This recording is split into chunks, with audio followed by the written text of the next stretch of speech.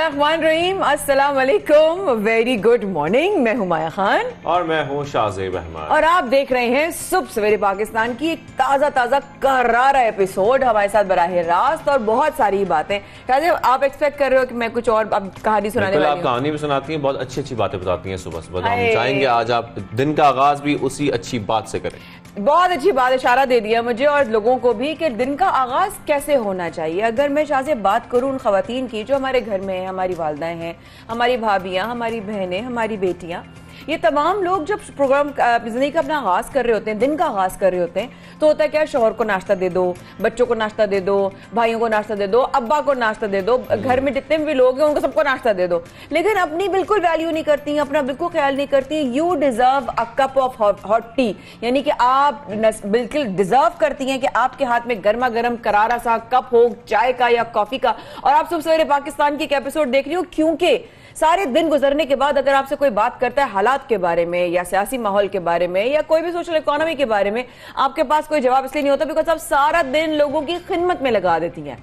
तो आपको पता होना चाहिए क्यों शर्मिंदगी महसूस करने से बेहतर है कि हम जितनी इंफॉर्मेशन हासिल कर सकते हैं, क्योंकि ज़ाहिर में जो घर पे खवातीन होती हैं खासतौर पर उनको इतना वक्त नहीं मिलता। What about your mom? वो बिल्कुल वो तमाम खवातीन जो घरों में इस वक्त हमें देख रही हैं, उनको इतना वक्त नहीं मिल पाता कि वो घर पर बैठ के किताबें भी पढ़ें या अपनी सारी जो चीज़ें आजकल चल रही हैं, सियासी सूरत-ए-हाल भी देखें, इस वक्त बाकी चीज़ें भी देखें, तो उनको इन तमाम चीज़ों के बारे में जानना तो बहुत जरूरी है। तो बेहतर यही है कि खवातीन घर पर बैठ के, अगर जिस तरीके से सबसे पहले पाकिस्तान में हम कोशिश करते हैं कि आपको वो तमाम चीज़ें बता सकें, जिस तरह हम एंटरटेनमेंट की चीजें ही बताते हैं आपको, सारी इंफॉर्मेटिव भी होती हैं, सोशल इश्यूज भी होते हैं, तो मेरे ख्याल में ये खवातीन के लिए बड़ा जरूरी है तमाम चीजों की नो-हाउ होना। बिल्कुल ऐसा ही है। और शाहजेब मुझे कह रहे थे, मैंने शाहजेब पूछा, शाहजेब क्या चाहोगे कि अम्मी को क्या पता होना चाहिए? कहते मैं चाहता हूँ क्योंकि बजट वो चलाती हैं, घर के खरीद अखराजात वो मैनेज करती हैं, उनको मालूम होना चाहिए कि बाहर अगर सब्जी और फलों के और चीजों के अशिया के अगर पैसे बढ़ रहे हैं तो वो क्यों बढ़ रहे हैं और कितने बढ़ रहे हैं। आफ्टर ऑल आप लोग हमारे हाउस होल्ड हैं, तो please you deserve a cup of hot T and watch सुबह सवेरे पाकिस्तान। अक्सर भी जिक्र करते हैं कि खवातीन को क्या जरूरत है ये जानने के लिए कि मुल्क की मईशत कैसी चल रही है,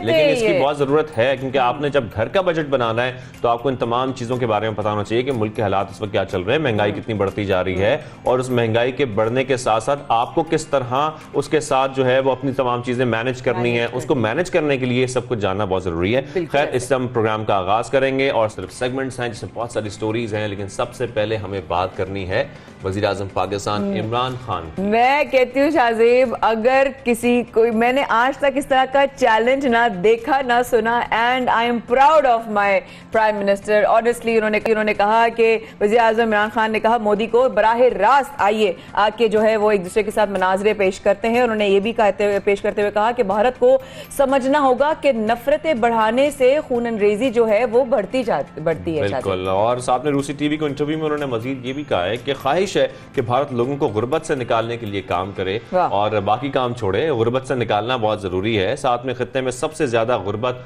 भारत में है। वज़ीर आज़म पाकिस्तान ने यह भी कहा कि ख्वाहिश है हिंदुत्व नजरिए के बजाय भारत गुर्बत के खात्मे लिए काम करे, जो कि बहुत इंपॉर्टेंट है। तो इसी मामले पर बात करने के लिए हमें ज्वाइन किया वफाकी वज़ीर इत्तलात फवाद चौधरी साहब। आपको खुशामदीद कहेंगे सबसे पहले पाकिस्तान में। सर, जो बयान दिए गए हैं वज़ीर आज़म पाकिस्तान इमरान खान की जानब से वो वाकई बड़े इंपॉर्टेंट है और मुज़ाकरात की मेज पर से हमने हमेशा भागते हुए देखा है भारत को। आप क्या समझते हैं इस बार नरेंद्र मोदी जो मुनाजरे की पेशकश की गई है वज़ीर आज़म पाकिस्तान इमरान खान की जानिब से, उसको कबूल करेंगे? वो तो एक कॉन्टेक्स्ट में जो सवाल था उसके जवाब प्राइम मिनिस्टर साहब ने दिया था, और वो आरटी वालों को उनका एक बैकग्राउंड में क्वेश्चन कर रहे थे, तो वो तो यही है। जाहिर है, देखिए हमारा मौक़िफ़ इंडिया के ऊपर बड़ा वाज़ेह है। हम बेसिकली हिंदुस्तान के साथ अच्छे ताल्लुकात चाहते हैं, इसमें कोई दो राय नहीं है, क्योंकि हिंदुस्तान के साथ अच्छे ताल्लुकात का मतलब ये है कि पाकिस्तान जो है वो चीन और हिंदुस्तान की दो बड़ी मार्केट्स के दरमियान एक राहदारी का काम करेगा, जो कि सेंट्रल एशिया से इस पूरी रीजन को कनेक्ट करेगी। और जाहिर है कि पाकिस्तान का इसमें बहुत अपॉर्चुनिटीज हैं जो पाकिस्तान को मिलती हैं, लिहाजा हमारा इस मामले के ऊपर बड़ा मौक़िफ़ वाज़ेह है। और जब तक जाहिर है नरेंद्र मोदी वज़ीर आज़म पहले भी कई बार कह चुके हैं कि हमारा कंटेंशियस इशू है, मुतनाज़ा इशू है, वो हमारा जो है वो कश्मीर का है, और कश्मीर के इशू के ऊपर अगर वो बात करते हैं और वो वहाँ पे जो कुछ हो रहा है उसके ऊपर जो है वो हम बात करने के लिए तैयार है। और वो इसी तनाजुर में प्राइम मिनिस्टर साहब ने कहा था कि बहुत अच्छा है कि ये जो मामलात है, ये तनाज़ा जो है वो बातचीत से हम तय कर लें, बजाय इसके कि जो कुछ चल रहा है वही चलता रहे। सही सही। बस फवाद चौधरी साहब, भारत में इस तरह अगर उधर की बात करें तो भारत में हिंदू इंतहा पसंदी उरूज पर पहुंच गई है और पहुंच रही भी है। अकलियतों के लिए ज़मीन जो है वो तंग हो रही है। नरेंद्र मोदी की ये पॉलिसी भारत के लिए कितनी नुकसानदेह है? देखिए 65% जो इंडियंस हैं उन्होंने नरेंद्र मोदी को वोट नहीं दिया, लेकिन ये जो एक 35% तबका है जो कि एक हिंदवाता के डॉक्ट्राइन के ऊपर अमल पैरा है और जो समझता है कि नहीं हम हिंदुओं को समझते हैं कि सुपीरियर रेस है बाकियों से, ये तो उनका एक नुमाइंदा हुकूमत है जो हिंदुस्तान में कायम है। और जाहिर है कि उसकी वजह से हिंदुस्तान दुनिया में तन्हा हो रहा है और एक जो मसाइल हैं हिंदुस्तान के वो बढ़ते चले जा रहे हैं। और फवाद साहब साथ में ये भी बताइएगा कि जिस तरीके से हम देख रहे हैं कि रूस पर तनकीद भी हो रही है, एक जंग का माहौल बना है, साथ में वज़ीर-ए-आज़म पाकिस्तान इमरान खान जो है वो रूस का दौरा भी कर रहे हैं, आप इस दौरे को अब क्या समझते हैं, किस अहमियत का हामिल है ये दौरा? अहमियत का हामिल तो इस तरह है कि पूरी दुनिया इस वक्त जो है इस दौरे को देख रही है और उसके ऊपर जो हर चीज़ बहुत ज़्यादा उसकी इंटरप्रिटेशन हो रही है। वेस्टर्न मीडिया इसको बड़े गौर से देख रहा है और हमारा इलाकाई मीडिया तो देख ही रहा है। और एक ऐसे वक्त में ये दौरा जो है वो हो रहा है जहाँ पे दुनिया की तारीख जो है उसके जो ऐसे चंद ऐसे आप समझिए वाक़यात हैं जिन्होंने दुनिया की तारीख को बदला है, वैसा ही एक माहौल है इस वक्त। और आज वज़ीर-ए-आज़म ने बिल्कुल वाज़ेह किया है कि पाकिस्तान की इससे मौक़िफ़ क्या है। वज़ीर-ए-आज़म ने ये कहा है कि अगर ये जंग होती है तो उसके नतीजे में गंदम की और तेल की कीमतें तो आपको पता है आज भी तकरीबन $99 बैरल पे चली गई हैं। तो इससे वीट की कीमत में, गंदम की कीमत में भी बहुत इजाफा होगा और उससे पाकिस्तान जैसे ममालिक, अफगानिस्तान है और दुनिया के ममालिक, उनकी मुश्किलात में बहुत इजाफा होगा। फवाद साहब वही सवाल का जवाब आपकी ही बात से कि अगर पाकिस्तान के जो अगर सवाल से बात करें जंग के हवाले से कि पाकिस्तान खित्ते में जंग को टालने के लिए क्या कोशिश कर सकता है? देखिए हमारा मौक़िफ़ तो यही है कि जंग में नहीं जाना चाहिए, कॉन्फ्लिक्ट को बातचीत से हल करना चाहिए। और जो आगे चल के देखते हैं वहाँ पे प्रेसिडेंट पुतिन क्या बात करते हैं और उसके जवाब में फिर प्राइम मिनिस्टर साहब का क्या गुफ्तगू आती है तो फिर उससे आपको वाज़ेह हो जाते हैं। अब फवाद साहब थोड़ी सी मुल्की सियासत की भी बात कर लेते हैं। जिस तरीके से हम देख रहे हैं कि पीडीएम ने भी लॉन्ग मार्च की हिमायत कर दी है, क्या इस लॉन्ग मार्च से कोई हुकूमत को खतरा है? नहीं, हमारे लिए इस वक्त जो पाकिस्तान की हुकूमत के मसाइल हैं वो ज़्यादा अहम हैं। इस वक्त हमारे लिए ये प्रॉब्लम ज़्यादा इम्पोर्टेंट है। दुनिया में तेल की कीमत जिधर जा रही है हम उसको देखें या अदम एतमाद को देखें। हम फोकस करेंगे अपनी गवर्नेंस के ऊपर। बाकी ये सारे लोग जो हैं ये सियासी बोने हैं, एक दूसरे के कद पे खड़ा होकर खड़ा होने की कोशिश करते रहेंगे। इनकी कोई ना इस वक्त इस हैसियत है ना ही हुकूमत के लिए कोई खतरा है। अच्छा फवाद चौधरी साहब, ये बताइए कि जहांगीर तरीन ग्रुप नंबर गेम में क्या आप समझते हैं कि उनको आप अपसेट कर सकते हैं? नहीं, कोई ऐसा इशू नहीं है। इंशाल्लाह वो सारे पीटीआई के लोग हैं, पीटीआई के साथ खड़े होंगे इंशाल्लाह। ठीक है, thank you very much. Fawad Chaudhry साहब हमारे साथ मौजूद थे और मुल्क की सियासत पर भी बात हो गई। साथ में जो रूस का दौरा करने जा रहे हैं वज़ीर-ए-आज़म पाकिस्तान इमरान खान, जो कि बहुत अहम दौरा है, उस हवाले से भी आपने बताया, हमें तफसीलन बातचीत हुई। बहुत शुक्रिया फवाद चौधरी साहब, आपने हमें सुबह सवेरे पाकिस्तान में ज्वाइन किया। यहाँ पर साहब आपको लेते हैं, please do stay with us. सुबह सवेरे पाकिस्तान में शाहज़ेब अहमद और माया खान कर रहे हैं आपका इंतजार।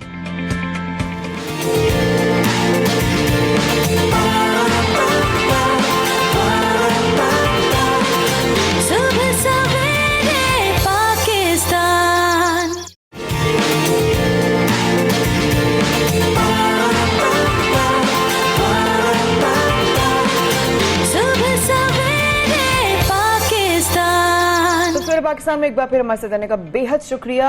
गुड मॉर्निंग तो नहीं कहूँगी इस लिंक में मैं, क्योंकि कुछ वाकई ऐसी बातें हो जाती हैं हमारे मुल्क में जिसके बारे में हम शदीद शकुचम में पड़ जाते हैं कि भाई हुआ क्या क्या क्या सिचुएशन हुई, ऐसा क्यों हो रहा है, उसके रीजंस क्या समझ में आते हैं। और बात कर रही हूँ मैं बहन बेटियों और बच्चों के वाले से। अब कुछ सनसनीखेज इंकशाफात का अगर जिक्र करते हैं तो गुज़िश्ता रोज सुप्रीम कोर्ट में सरगोदा से अगवा सोबिया बतूल बरामदी उनकी हुई और केस की समाअत हुई तो पता ये चला कि सरगोदा से अगवा होने वाली 151 लड़कियां बाजियाब कराई गई। शाहजेब बिल्कुल, जो ये केस था उस समाअत में ये पता चला है, जिस पर अदालत ने भी तशवीश का इजहार किया है कि ये लड़कियां जो हैं उनकी तादाद 151 है। और जब हम ये बात करते हैं जो अनकाउंटेड नंबर्स हैं ये 151 से भी ज्यादा हो सकती हैं, यकीनी तौर पर होंगी।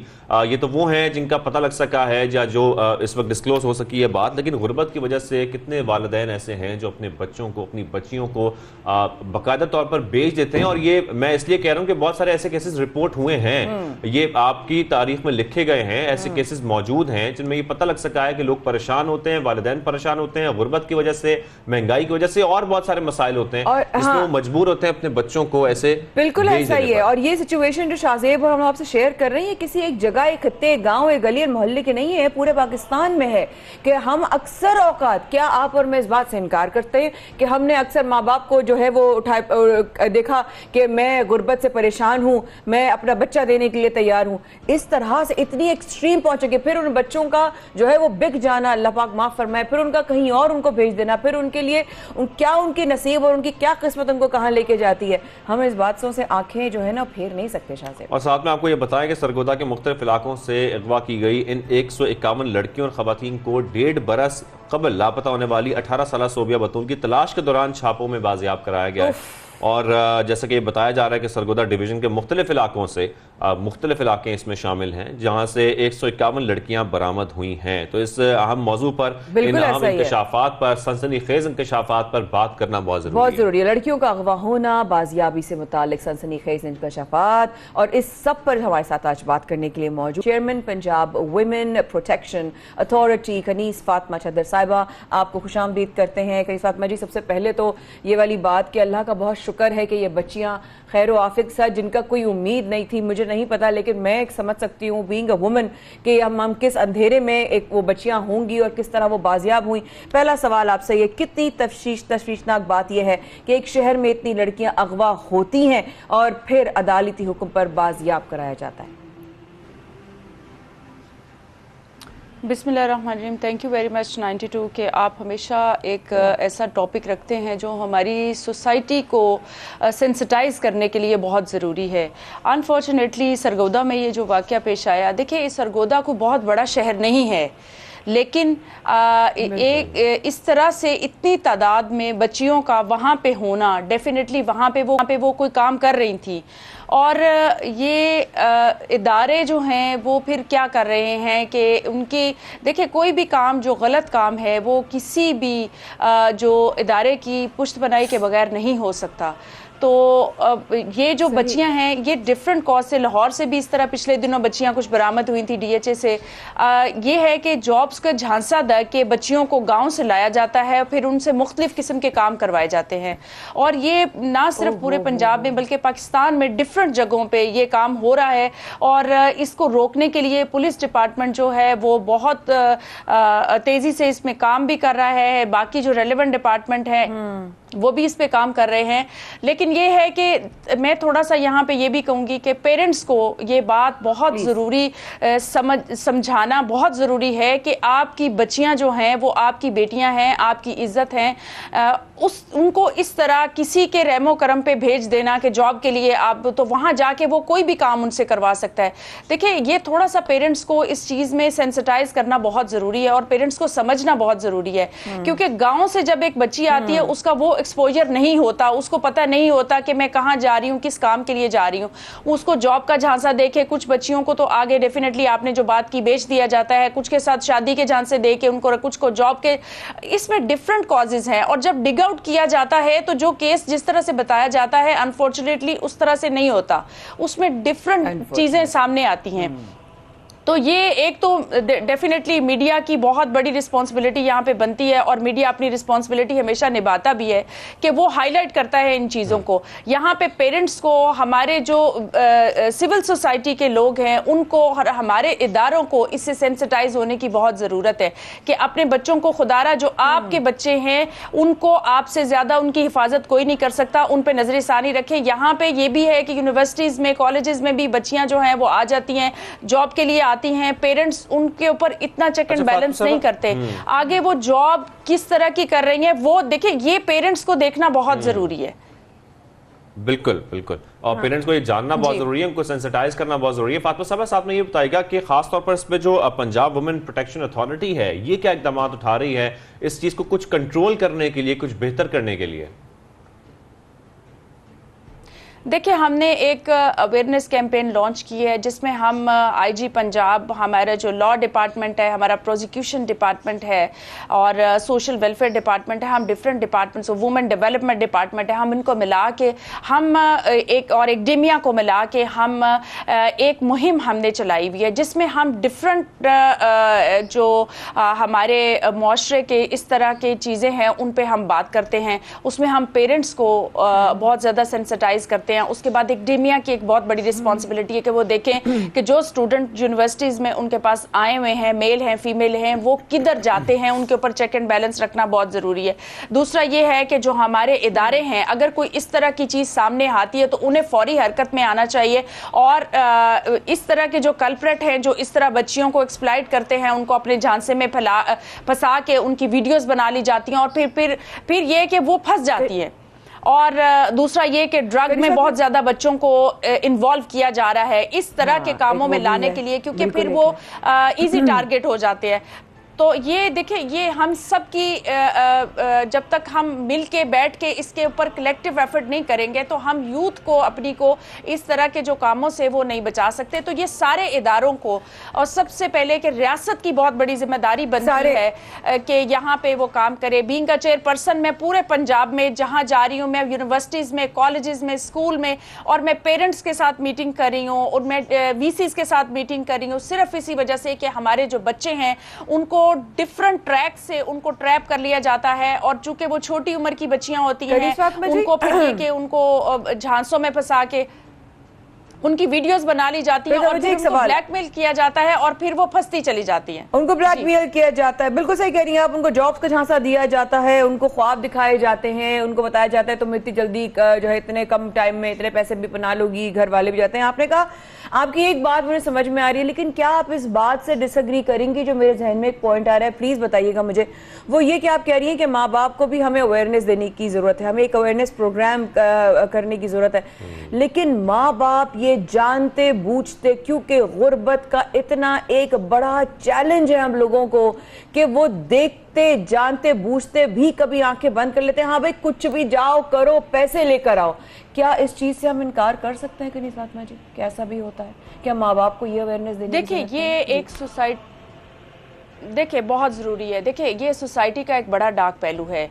आप पॉजिटिविटी से भी ज़िंदगी गुजार सकते हैं। मैं आपको बताऊं कि गवर्नमेंट ने इतने स्किल डेवलपमेंट के प्रोग्राम लॉन्च किए हैं कि बच्चियों को आईटी की तरफ लेके आया जा रहा है, उनको डिफरेंट किस्म की स्किल्स सिखाई जा रही हैं, ताकि देखिए, हाँ, आपने सिर्फ एक सेगमेंट की बात की है, यहाँ पे पर्सन विद डिसेबिलिटी के साथ आप देखें, ट्रांसजेंडर्स के साथ देखें, ये ट्रांस कम्युनिटी में भी ये बहुत ज़्यादा ये चीज़ है। हम सिर्फ देखें, ये चीज़ हमें फौरी तौर पे ये जो चीजें हो रही हैं, और गवर्नमेंट बहुत ज्यादा इसके ऊपर बड़े इनिशिएटिव ले रही है। पेरेंट्स को चाहिए कि वो पॉजिटिव साइड पे रह के रहें। डेफिनेटली आपने जो बात की है, मैं इस बात से 100% एग्री करती हूँ कि जानते बूझते माँ बाप जो हैं वो अपनी बच्चियों को इन चीजों में लेके जा रहे हैं।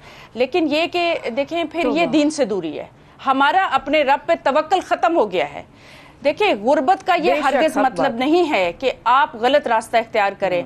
आप पॉजिटिविटी के साथ भी चल सकते हैं। आप देखिए, बहुत सी हमारे घरों में काम करने वाली खवातीन हैं, वो कर रही हैं, फिर स्टिचिंग यूनिट्स लग रहे हैं, फिर डेफिनेटली। तो देखिए, आप और मैं, वी आर एम्पावर्ड लेडी। हमने एजुकेशन हासिल की, हमने मेहनत की, मेहनत के बगैर कुछ नहीं होता। तो देखिए, अगर आप शॉर्टकट में जाते हैं, लेकिन नहीं, बहुत मेहनत की, बिल्कुल शॉर्टकट जिंदगी में कुछ नहीं होता। देखिए इस बात उनको समझाना, उनको सेंसिटाइज करना बहुत जरूरी है। हाँ बिल्कुल बहुत जरूरी है। देखिए मैं और आप अगर हम देखें कि हम खवातीन हैं, हम यहाँ पे बैठी हुई, हमने मेहनत की है, मेहनत करने के बाद देखिए शॉर्टकट जिंदगी में कुछ नहीं होता। लेकिन ये देखें, ये मैं आपको बताऊं, जब से ये हवा की बेटी बनी है, ये जो जिस्म फरोशी का धंधा है, ये दुनिया का सबसे पुराना धंधा है। तो ये जब आप सल्लल्लाहु अलैहि वसल्लम 1450 साल पहले, तब भी ये देखिए, तब भी ये एक पैरेलल एक था काम, और बाद में भी चलता रहा। लेकिन ये कि हम मुस्लिम सोसाइटी हैं, हमें चाहिए कि हम इस चीज़ को ख़त्म करें, और गवर्नमेंट को डेफिनेटली चाहिए कि इस तरह फोर्सफुली ऐसे प्रोग्राम जो हमने लॉन्च किए हैं उनको अग्रेसिवली लेके चलें, ताकि जो लोग हैं उनको पॉजिटिव साइड पे लेके आया जाए। और अगर पेरेंट्स इसमें इन्वॉल्व होता है तो उसके लिए बताएगा कि जिस तरीके से हम ये देख रहे हैं, जिन जगहों से ये बच्चियां बरामद हुई हैं, अब बाजियाब कराई गई हैं, ये एक बड़ा मनफी पहलू है इस माशरे का। लेकिन खासतौर पर मुझे ये जरूर बताएगा कि उन मुतासर लड़कियों पर क्या गुजरी होगी, उनकी मेंटल हेल्थ की अगर हम बात करें, वो किस ट्रॉमा में रही होंगी, और उनकी मुस्तकबिल की जिंदगी कितनी मुतासर होगी इससे। देखिए एक बच्चा या एक बच्ची ज़बरदस्ती किसी भी तरह से जब अब्यूज़ हो जाते हैं तो उनकी जो एक पर्सनैलिटी होती है वो डिस्ट्रॉय हो जाती है होल लाइफ। मैं आपको बताऊं, क्योंकि हमारे साथ साइकाइट्रिस्ट हैं, हमारे इस तरह की बच्चियां जब आती हैं दारुल अमान में, उनके ट्रॉमा के साथ सेशन होते हैं। देखिए एक नॉर्मल बच्चा जो है जिसकी ज़िंदगी में कुछ इस तरह का मिसहैप नहीं हुआ, और एक ऐसा बच्चा जिसके साथ ज़बरदस्ती कुछ इस तरह का हुआ, वो दोनों बराबर नहीं हो सकते। उनकी पर्सनैलिटी बिल्कुल डिस्ट्रॉय हो जाती। उनको रिहेबिलिटेट करना, उनके साथ सेशन करना, उनकी काउंसलिंग करना, और उनको एक नॉर्मल लाइफ की तरफ लेके आना, ये बहुत ज़रूरी है। क्योंकि एक इंसान जब इस तरह की चीज़ों में पड़ जाता है तो वो ये समझता है कि अब ये मेरी ज़िंदगी यहीं पे ये ख़त्म हो जानी है, हालांकि ऐसा नहीं है। और डेफिनेटली उन लोगों को, उन बच्चों को और उन बच्चियों को भी इस तरफ लेके आना बहुत ज़रूरी है, और सारे इदारे इस पर काम कर रहे हैं। बीइंग अ चेयरपर्सन, मैं पूरे पंजाब में जहाँ भी मुझे कोई इस तरह का इशू या इस तरह का पहलू नजर आता है, मैं खुद फिजिकली भी वहां पे जाती हूं, और हम फोर्सफुली इदारों के साथ मिलके हम चाहते हैं कि इन चीज़ों को ख़त्म किया जाए। बस अल्लाह ताला आपके लिए भी आसानियां करे, और जो जिस काम का आपने जो है बेड़ा उठाया है वो वाली बात है कि कनीज़ फातिमा जी वो बहुत बड़ा काम है। और इतना, जिससे शाजिब ने भी सवाल किया कि उन लोगों का क्या हाल होता होगा, उनकी नफ्सियात पे कितना गहरा असर छोड़ा होता होगा इन हालात ने, उनके माँ बाप के ऊपर क्या गुजरता होगा। 14-14 साल तक बच्चियां जो है कि घर की 4-4 बेटियां गायब हो जाती हैं, क्या वजह बनती है। लेकिन बहुत ट्रैजिक खबर है, लेकिन देन अगेन हर प्रॉब्लम के साथ उसका सोल्यूशन होता है। बहुत शुक्रिया आपके वक्त का कनीज़ फातिमा चौधरी। एक पॉइंट मुझे इसमें बहुत अच्छा लगा कि जिस तरीके से कनीज़ फातिमा साहब इसका जिक्र कर रही थी कि जो प्रोवाइड की जा रही हैं अपॉर्चुनिटीज प्रोवाइड की जा रही गवर्नमेंट की तरफ से स्किलफुल होने के लिए, कामयाब जवान प्रोग्राम है और बहुत सारे प्रोग्राम्स में, उसमें लोगों को ये बताना बहुत जरूरी है, अवेयर करना बहुत जरूरी है कि आप इसमें हिस्सा ले सकते हैं, आप भी स्किलफुल हो सकते हैं, आप भी काम कर सकते हैं। खैर यहाँ पर छोटी सी ब्रेक लेते हैं, ब्रेक जब तक सांस है जब तक आस है, रहिएगा आप हमारे साथ। मिलते हैं छोटे से वक्फे के बाद।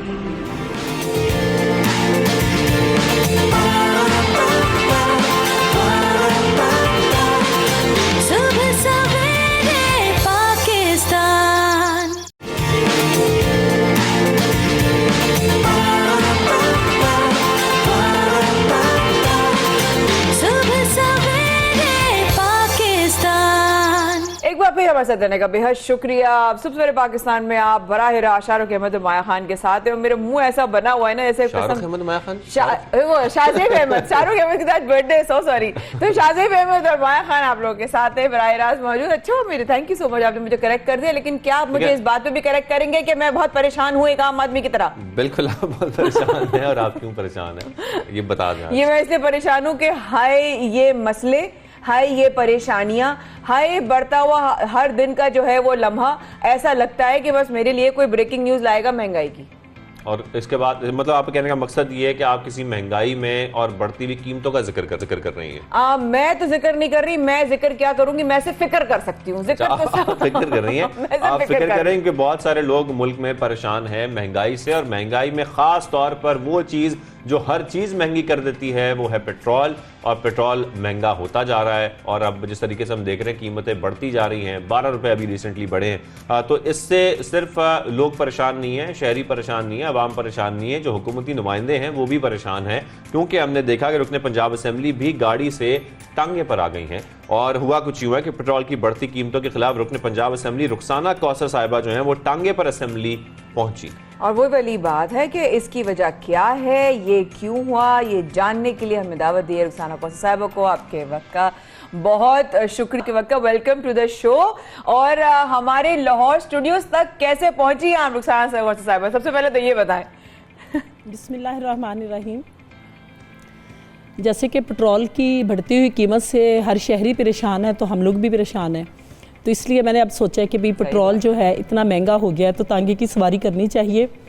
मैंने पंजाब असम्बली में करारदाद भी जमा करवाई, और उस करारदाद के बाद अब मैं खुद भी तांगे की सवारी करती हूँ। तो आज सुबह भी मैं आपसे अभी वीडियो भी मैं आपसे शेयर कर दूंगी, तांगे पर ही सफ़र किया है। बिल्कुल। अच्छा, मतलब आज जो हमारे आप स्टूडियोज आई हैं वो भी टांगे पर आई हैं? जी जी, आपका स्टूडियो तो माशाल्लाह बहुत ही अच्छा लगा मुझे कि आप लोगों ने गरीबों के लिए आवाज़ उठाई। जिस तरह से एक मैंने करारदाद जमा करवाई तो आपको भी अच्छा लगा कि आप मुझे बुला लें और यहाँ बुला के किया। बिल्कुल, मैंने तांगे की सवारी की और तांगे वाला ख़ुद भी बहुत परेशान था, लेकिन उसे खुशी हुई इस बात की और उसने मुझे दुआ दी कि अगर तांगा चलना शुरू हो जाए, क्योंकि हमें हर शाहरा पर रोका जाता है और मना किया जाता है कि आप इधर नहीं जा सकते, उधर नहीं जा सकते। तो उन्होंने भी मुझे बहुत सारी दुआएं दी कि अल्लाह आपका भला करे, आपने ये बहुत अच्छा काम कर दिया। अच्छा रुखसाना साहिबा, यहाँ पर एक तासुर पाया जाता है। वो तासुर ये पाया जाता है कि जो हुकूमती नुमाइंदे हैं उनको महंगाई से कोई फर्क नहीं पड़ता, पेट्रोल जितना मर्जी महंगा हो जाए, जो मर्जी हो जाए, साबित हो गया पड़ता। आप समझती हैं ऐसा है? देखिए जी, ऐसा बिल्कुल नहीं है। हम सब लोगों को परेशानी होती है, टेंशन होती है। हमारा जब दौर था, मैं वज़ीर आला के साथ मावने ख़ुसूसी थी 2008 में, मेरे पास महकमा वाइल्ड लाइफ था, लेकिन हमारी सैलरी नहीं थी। और फिर 2013 में महकमा वाइल्ड लाइफ, फिशली, फॉरेस्ट, मेरे पास तीनों महकमे थे, सैलरी नहीं थी। लेकिन अब जो हुकूमत आई है उन्होंने तो अपने जितने वज़ीर मशीर जो जितने मशीर हैं या उनके मावन हैं, तमाम की सैलरी वो दी जा रही है। हमें तो वज़ीर आला साहब ने, शहबाज शरीफ साहब ने कोई सैलरी नहीं दी थी, बचत की थी और हमने अपने कायद के साथ कदम ब कदम मिला के चले थे। अच्छा, ये बताइएगा रुखसाना जी, वो वाली बात शाह ने बड़ा अच्छा सवाल किया और आपने कहा मैं सुबह भी आई हूँ और वीडियोस भी आपसे शेयर करूंगी, आप ज़रूर शेयर करेगा, I am really looking forward. लेकिन आपने एक बात बड़ी अहम इस वक्त कही कि टांगे वाले ने आपको दुआ दी कि हम जब ट्रैफिक पे जाते हैं, हम जब सिग्नल्स पे नज़र आते हैं तो हमें हटने को कहा जाता है। अब बात अगर ये वाली बात है कि जब आप असम्बली में गई तो वहाँ पर क्या असम्बली में आपको दाखिले में कोई प्रॉब्लम हुई, किसी ने शोर मचाया, भाई ये क्या तरीका है, चलो आप रुकने पंजाब असम्बली है तो क्या हुआ, गाड़ी में नहीं आई, टांगे पे आई, ज़रा प्लीज़ बताइएगा मंजर। तांगे का ये है कि मैं असम्बली जब तांगे पर गई हूँ तो तांगे को गेट के अंदर दाखिल नहीं होने दिया गया, मैं गेट के बाहर ही उतरी हूँ और उतर के मैं पैदल चली गई, क्योंकि जबकि जब मैं गाड़ी में होती हूँ तो फिर गाड़ी अंदर जाती है, तो तांगे को अंदर नहीं जाने दिया गया। तो इसलिए फिर मैंने सिक्योरिटी के जो लोग थे उनको मजबूर नहीं किया और मैं गेट के बाहर ही तांगे से उतर के अंदर पैदल चली गई।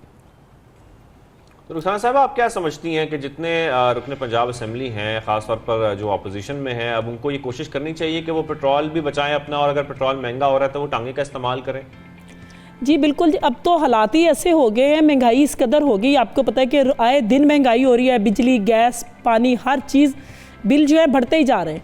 और बिल जिस कदर आलमी मंडी में अगर रेट कम भी होता है ना पेट्रोल का, तो यहाँ पाकिस्तान में बढ़ते ही जा रहे हैं। उस वक़्त फरमाया करते थे मसूफ़ कि जी वज़ीर आज़म चोर होता है जब चीज़ें महंगी होती हैं, महंगाई होती है। अब तो हमें समझ नहीं आ रही कि आलमी मंडी में भी अगर पेट्रोल सस्ता हो गया तो यहाँ फिर भी महंगा है। यहाँ क्यों महंगाई रोज़ की जा रही है? तो आवाम को एक ऊपर, मतलब बिजली आप देख लें कि हर महीने में 2 से 3 दफ़ा बढ़ाई जा रही है, गैस, बिजली, पानी, खाने पीने की कोई चीज़। अब तो ना जीना सस्ता है ना मरना सस्ता है, मरोगे भी तो मुश्किल में हो, जियोगे भी तो मुश्किल में, मुश्किल ही मुश्किल है इस गवर्नमेंट में। तो ऐसा ही है रुखसाना जी। लेकिन एक बात बताइए, जब आपने कहा कि टांगा आपका जो है वो गेट पर ही आपने रोक दिया गया, गाड़ी होती तो अंदर जाने देते, जो आपकी इस बात को, आपके इस कदम को किस ने, आपके साथियों में से या वहाँ पर आपके जो और रुकन थे, अरकान थे, उन्होंने किसी ने अप्रिशिएट किया या किसी ने कहा भाई हम भी अब कल से तुम्हारी तरह टांगे में आएंगे, या आपने किसी को मशवरा दिया, या आपने कहा तुम भी आ जाओ, इस्तेमाल करें, अपना पेट्रोल बचाएं?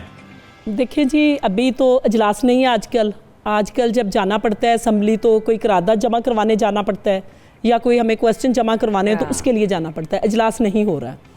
तो मैं करारदाद जमा करवाने ही गई थी और मैं तांगे पर गई थी। उसके बाद मैंने सवाल जमा करवाए तो भी मैं तांगे पे गई हूँ। आज सुबह भी मैं असम्बली मैं वीडियो आपसे अब शेयर करूँगी तो आप देखिएगा, असम्बली गेट पर ही मैं बाहर उतरी हूँ और तांगे पर ही गई हूँ। ये तांगे की सवारी जो है ना, ये सबको अब इसलिए कर लेनी चाहिए कि एक सस्ती सवारी, ये थोड़ी सी सस्ती सवारी होगी, क्योंकि तांगे के अगर घोड़ा जो है उसने भी अगर चारा खाना है तो वो भी महंगा है, लेकिन जितना मतलब पेट्रोल महंगा उससे थोड़ा सा कम है। अब हमारे दौर में 160 रुपये पेट्रोल था और शोर मचाया हुआ था, अब 160 हो गया है। लेकिन वज़ीर आज़म साहब क्या फरमाते हैं कि जी बाहर के मुल्कों में महंगाई बहुत ज़्यादा है और यहाँ अभी कम है, मतलब एक इशारा वो अभी हमें दे रहे हैं कि महंगाई अभी और होगी और इसी तरह से होती जाएगी। अच्छा, मुझे ये बताइएगा रुखसाना साहिबा कि जिस तरीके से आप बता रही हैं कि आप असेंबली का रुख करती हैं टांगे पर, लेकिन जो आम जिंदगी में आपने अपने मामूल के काम करने होते हैं रोजाना की बुनियाद पर, आप वो भी टांगे पर करती हैं या फिर ये आप एहतजाजन कर रही हैं सर? देखिए जी, एहतजाज भी किया जा रहा है, अगर इन लोगों की समझ में आ जाए। एहतजाज तो असम्बली के सामने आप देख लें कि 2 हफ्ते 3 हफ्ते से भी अगर लोग बैठे रहें तो इन लोगों को समझ नहीं आती, ना ये किसी की दादरसी करते हैं, ना बात करते हैं, ना पूछते हैं, ये कहते हैं बैठे हैं तो बैठे रहें। मेरे आज का बाकी सफ़र भी जो है, मैं बाज़ार जाऊँगी, आज मैं दिल्ली दरवाज़ा जाऊँगी, भाटी गेट जाऊँगी, मैं उधर भी तांगे पर ही जाऊँगी। अच्छा, आप बाज़ार भी टांगे पर जाएंगी आज? जी बिल्कुल, मुझे 1-2 घरों में फौतगियों पर जाना है तो उधर भी, और बीमार हैं 1-2 लोग, उनकी आदत करने भी जाना है तो वो भी मैं तांगे पे ही जाऊँगी।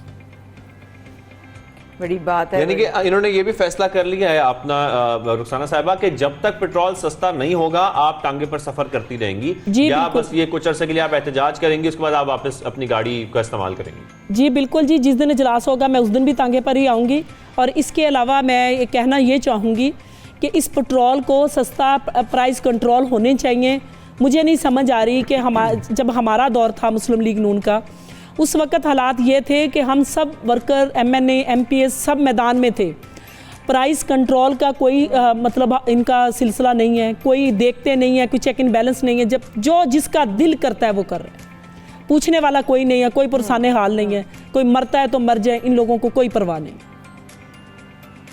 अच्छा, क्या बोली वाली बात है कि आपका कैसा रहा, आपको क्या डिफरेंस लगा गाड़ी से टांगे में? और ऑब्वियसली अभी तो मौसम लाहौर में थोड़ा सा बेहतर है तो टांगे में सफ़र करना थोड़ा आसान भी होगा, जैसे जैसे गर्मी बढ़ती जाएगी और मुश्किल होती जाएगी, बड़ा महंगाई भी आप कह रही हैं बढ़ती चली जाएगी, तो फिर आपको क्या डिफरेंस क्या लगा?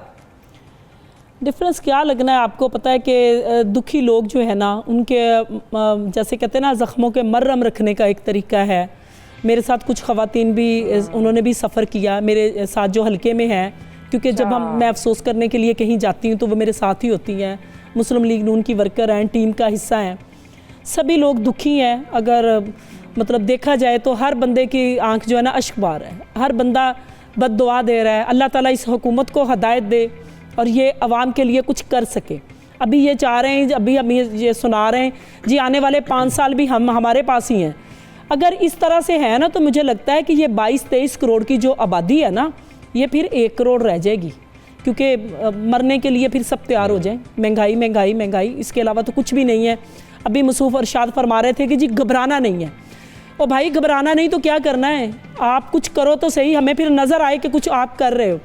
जिस बंदे ने दोबारा हुकूमत में आना होता है ना, जहाँ कुछ करना होता है, वो बंदा थोड़ा सा इस बात का ख्याल रखता है कि भी मैं लोगों के काम करूं, लोगों के दुख दर्द बांटूं, हर एक से मिलूं जुलूं। ना तो दुख दर्द बांटा जा रहा है, ना महंगाई को कम किया जा रहा, ना इन लोगों को ये पता है कि वोट बैंक कहाँ से। ये अभी अगर इलेक्शन बल्दियात के हो जाते हैं जनरल से पहले ना, तो ये लोग देख लें, इन लोगों को कोई टिकट लेने वाला नहीं मिलेगा और ये लोग डोर टू डोर जाके वोट नहीं मांग सकेंगे। अल्लाह ताला का एहसान है, आपकी टीम अपने मेरे साथ आज भी भेज सकते हैं। जिस दरवाजे पर जाएंगे इंशाअल्लाह ताला हर दरवाजे से एक ही आवाज़ आएगी कि वोट मुस्लिम लीग नून का है, वोट नवाज शरीफ का है, शहबाज शरीफ का है। इन लोगों ने इंतकाम के अलावा कोई सियासत नहीं की जी। अच्छा, ये तो वोट की बात हो गई, लेकिन मुझे यहाँ पर ये बताएं रुखसाना साहिबा कि आप जिस तरीके से जो एहतजाज कर रही हैं, इस टांगे पर असेंबली का रुख कर रही हैं, आप समझती हैं कि इस एहतजाज को अब आपको बढ़ाना चाहिए, इसका दायरा कार बढ़ाना चाहिए और अज़मा बुखारी साहिबा हों या दीगर जो रुकने पंजाब असेंबली उनको दावत दें कि भाई आप मेरे साथ शामिल हो और इस एहतजाज में, ताकि कुछ इम्पैक्टफुल हो ये एहतजाज? देखिए जी, एहतजाज को बढ़ना भी चाहिए और दूसरी बात है कि इस एहतजाज का कोई हुकूमत के पर असर भी होना चाहिए, लेकिन असर होता तो नज़र नहीं आ रहा है। अल्लाह की नज़र करम हुई तो शायद उनको ख्याल आ जाए, लेकिन अब असल सूरत हाल ये है कि तांगे वाले कोचवान जो रो रहे थे ना, अब थोड़ा सा उनको हौसला हुआ है और मैं उम्मीद करती हूँ कि जिस तरह से बहुत अच्छे काम किए हैं परवेज़ इलाही साहब ने, उनको हौसला हुआ है, इस करारदाद को भी वो मंजूर करें। हिना परवेज भट्ट साहिबा को भी कहा है कि आपके साथ टांगे पर सफर करें और एहतजाज करें। मैं आपकी बात सुन नहीं पाई, ज़रा दोबारा बताइएगा प्लीज़। मैंने कहा आपने हिना परवेज भट्ट साहिबा को भी कहा है कि आपके साथ टांगे पर सफर करें एहतजाज करने के लिए। मेरी अभी बात तो नहीं हुई, बहुत अच्छी मेरी साथी है, मैं ज़रूर दावत दूंगी। आपने याद दिला दिया था, अस्मा से भी बात करूंगी, उससे भी करूंगी, बल्कि मैं तो सब खवातीन से कहूंगी, मेंबर से भी कहूंगी कि भाई टांगे का सफर करना चाहिए। में ज्वाइन किया और आप एहतजाज कर रही हैं, उम्मीद करते हैं कि आप जो एहतजाज कर रही हैं वीडियो भेजना ना भूलिएगा भी हो। बिल्कुल, वीडियो में हमारे साथ जरूर शेयर कीजिएगा। हमारे साथ मौजूद थी रुखसाना कोस्टा साहिबा, रुकन पंजाब असेंबली है, और जिस तरीके से हमने देखा कि पेट्रोल महंगा होने की वजह से उन्होंने ये फैसला कर लिया कि अब मैं गाड़ी का इस्तेमाल नहीं करूंगी, टांगे का इस्तेमाल करूंगी। बिल्कुल सही है, और मैं उनसे देख के हर बात से बहुत इंस्पायर हुई हूँ, लेकिन इंस्पायर होने के लिए थोड़ा सोचना पड़ेगा, सोचने के लिए लेना पड़ेगा। वक्फा रहेगा हमारे साथ, वो सबसे पहले पाकिस्तान में शाहजेब अहमद और माया खान कर रहे हैं आपका इंतजार। आप इंस्पायर हुई हैं तो आप भी कल से टांगे पर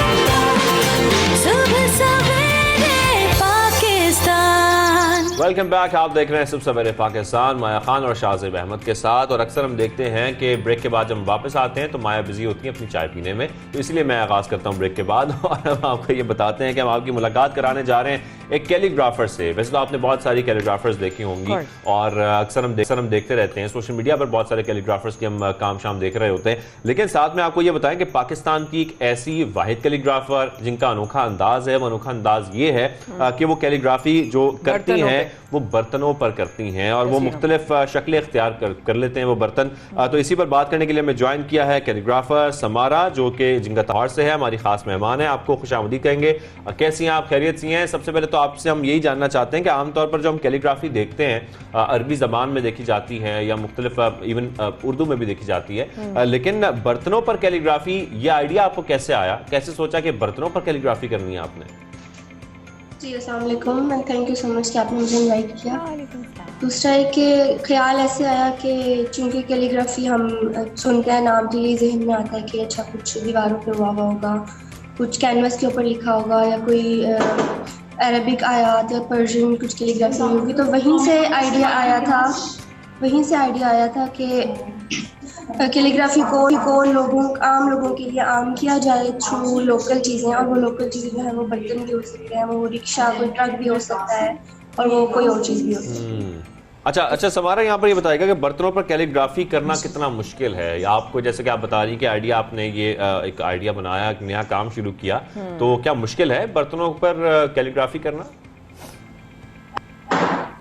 जी मुश्किल इन अ सेंस के ट्रिकी है, और दूसरा ये कि चूंकि बर्तन है, मेटल है, तो उसको काटने में थोड़ा टाइम भी लगता है, एक दो वर्कशॉप में भी जाना होता है, और फिर वो लफ्ज़ टूट जाए अगर कोई, तो उसको फिर वेल्ड कराने के लिए अलग से एक प्रोसेस है पूरा।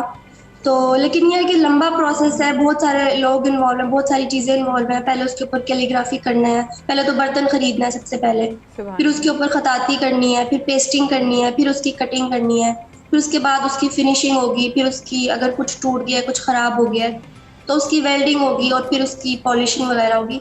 तो लंबा प्रोसेस है, लेकिन ठीक है, हो जाता है, शुक्र अल्लाह में। लंबा प्रोसेस भी है, मुश्किल काम भी है, जिम्मेदारी का काम भी है ऑब्वियसली, और ये पूछना बहुत ज़रूरी है क्योंकि जिम्मेदारी इतनी बड़ी है। तो आपने कहाँ से सीखा, उस्ताद कौन थे आपके? अच्छा, मैंने BFA में जब एडमिशन लिया था 2012 में, तो वहाँ पे उस्ताद इरफान अहमद खान से मैंने कैलीग्राफी सीखी थी। लेकिन उनसे ये था कि बिल्कुल बेसिक फॉन्ट सीखे थे, जो नस्तलिक फॉन्ट, नस्क फॉन्ट और स्विफ्ट फॉन्ट, ये 3-4 फॉन्ट सीखे थे। लेकिन उसके बाद फिर जब थीसिस प्रोड्यूस किया, तब ये सोचा था कि सब सुनते थे कि अच्छा खताती करती हो, तो वही वो कहते थे अच्छा अल्लाह ताला के नाम लिखती हो या कुछ आयात लिखती हो। तो तब मुझे लगा कि खताती को सब यही क्यों समझते हैं, खताती मीन्स ब्यूटीफुल हैंड राइटिंग। तो सबके जहन में एक ही इमेज क्यों आता है, तो तब मैंने ये काम स्टार्ट किया था। लेकिन मेरे उस्ताद इरफान अहमद खान थे जिनसे मैंने ख़त सीखा, और सर शिबली मुनीर थे जिनके साथ मैंने ये वाला काम थीसिस में प्रोड्यूस किया। अच्छा, ये बताइएगा यहाँ पर कि कैसे आप बर्तनों के हवाले से बता रही हैं कि बर्तनों पर कैलीग्राफी करती हैं, इतनी मेहनत करती हैं, तो ये बर्तन जब तैयार हो जाते हैं उसके बाद क्या इनको ऑनलाइन सेल किया जाता है, या क्या आपने किस तरीके से अपना कोई आउटलेट बनाया है?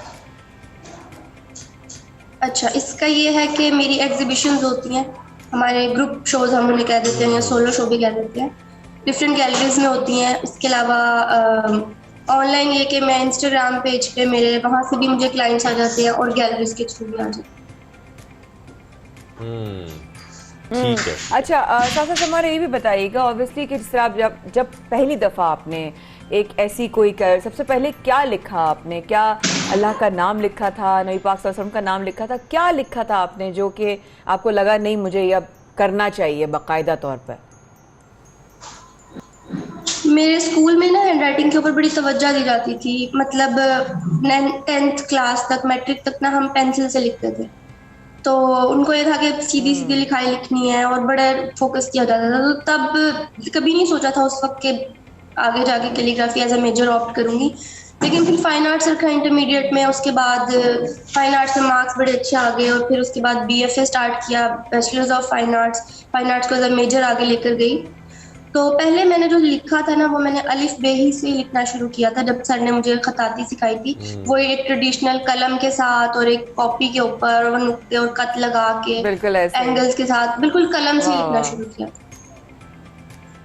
अच्छा, सबसे के मुझे ये पता लगा है कि आप जब कैलीग्राफी करती हैं तो वो मुख्तलिफ जो है वो तस्वीर बन जाती हैं, वो बन जाती हैं या आप कैलीग्राफी करती हैं इस तरीके से हैं कि मुख्तलिफ तस्वीर जो हैं वो उसमें वाज़े हो जाती हैं?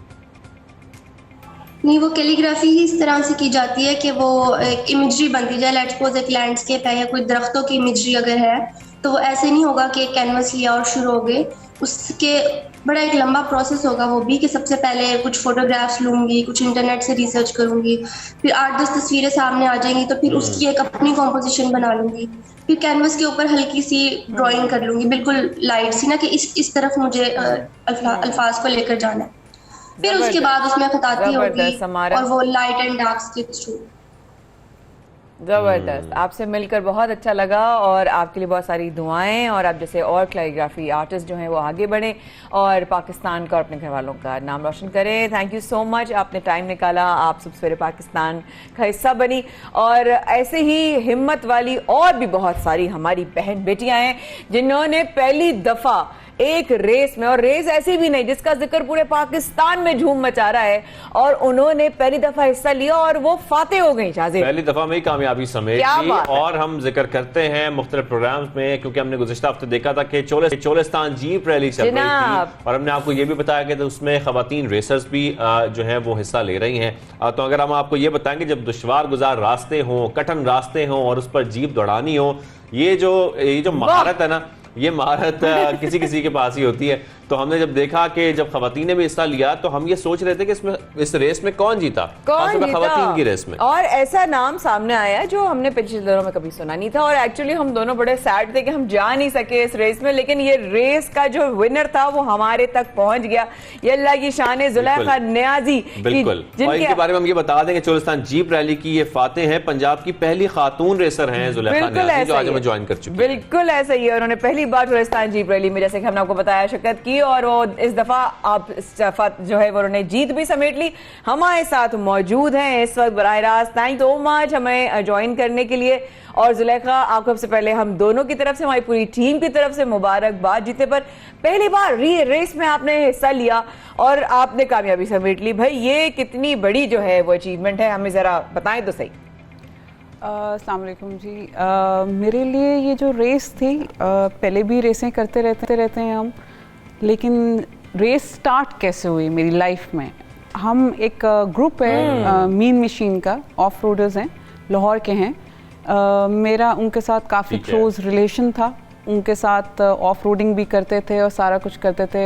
उनको देख के थोड़ा सा हौसला आया कि ये कर सकते हैं हम।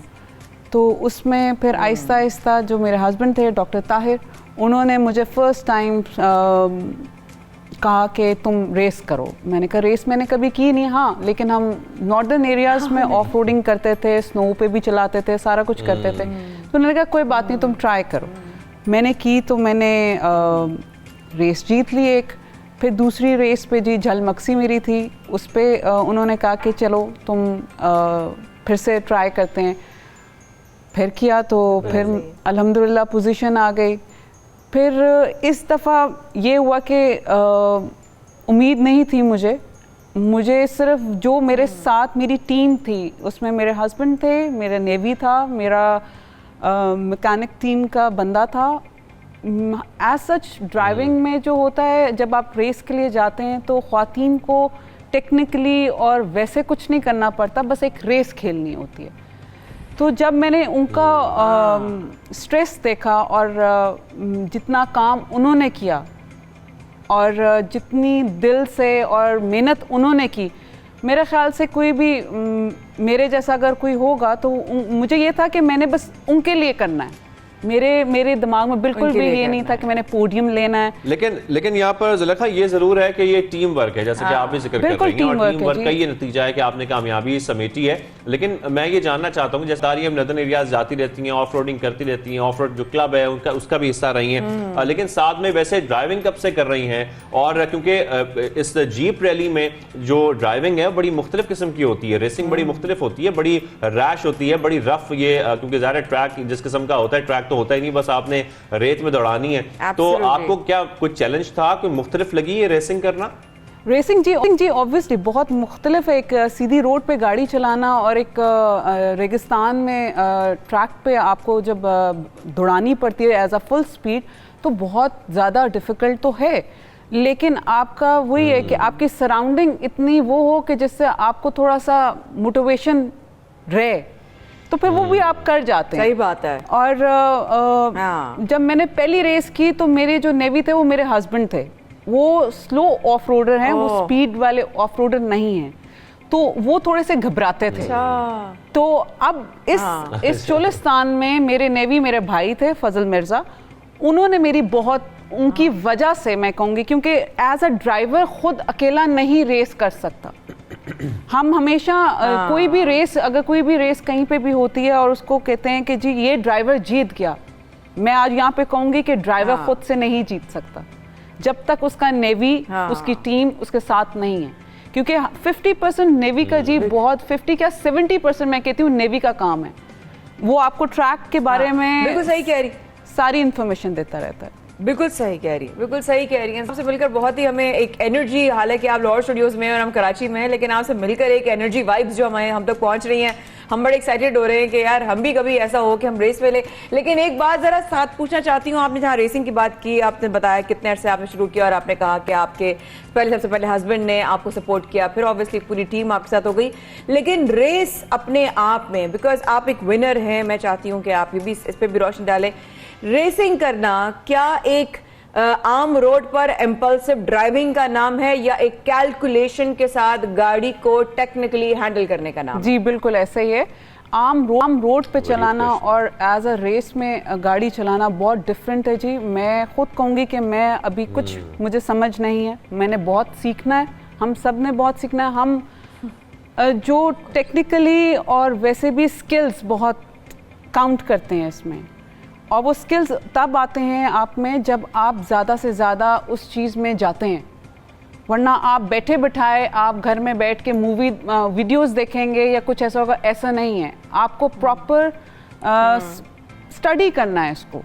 ऐसे आप उठा के नहीं गाड़ी चला सकते।